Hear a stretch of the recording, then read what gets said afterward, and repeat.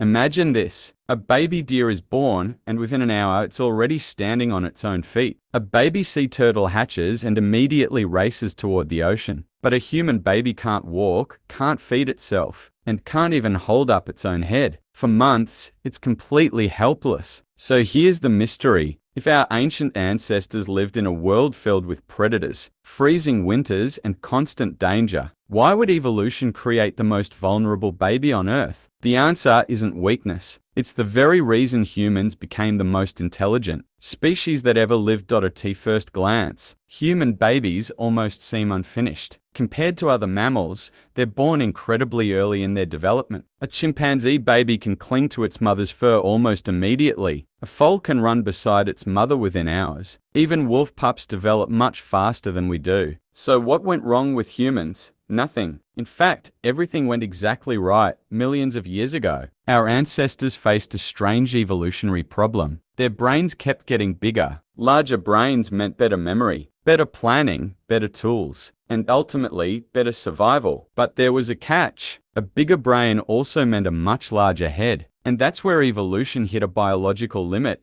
Human mothers walk upright. Unlike our ancient ape relatives, our pelvis evolved into a narrower shape that made walking and running far more efficient. But a narrow birth canal and a baby with a giant brain don't fit together very well. Eventually, evolution had only two choices: make babies smaller or have them born earlier. Nature chose the second option. Human babies arrive before their brains are fully developed. At birth, a baby's brain is only about a quarter of its adult size. Most of its growth and wiring happen after birth. In many ways, humans are born while still under construction. At first, that sounds like a terrible survival strategy. A helpless baby can't escape danger, can't search for food, and depends entirely on adults for survival. In the harsh world of ancient humans, that seems like a fatal weakness. So why didn't natural selection eliminate it? Because what looked like a disadvantage secretly created one of evolution's greatest advantages. Think about a smartphone. The hardware is important, but without software, it's just an expensive piece of metal and glass. The human brain works in a surprisingly similar way. Instead of arriving fully programmed with rigid instincts, babies are born with an incredibly flexible brain. Every sound they hear, every face they see, every experience they have, and even every mistake they make literally changes how their brain is wired. Scientists call this remarkable ability neuroplasticity, and it's one of humanity's greatest superpowers. Rather than relying entirely on instinct like many animals, humans spend years learning. They learn language, social rules, problem solving, cooperation, culture, and knowledge passed down through countless generations. A deer is born already knowing almost everything it needs to survive. A human is born ready to learn almost anything. That single difference changed the course of history. Imagine if human babies were born capable of surviving completely on their own. Parents wouldn't need to care for them for years. Families would be less connected. Communities would matter far less. But helpless babies forced ancient humans to cooperate. Mothers needed support. Fathers remained involved. Grandparents became valuable caregivers. Older siblings helped raise younger ones. Entire groups worked together because one tiny life depended on everyone else. Ironically, our greatest weakness may have created our greatest strength. Human civilization didn't begin with towering cities or advanced technology. It began with people choosing to protect and care for those who couldn't survive alone. That simple act of cooperation laid the foundation for families,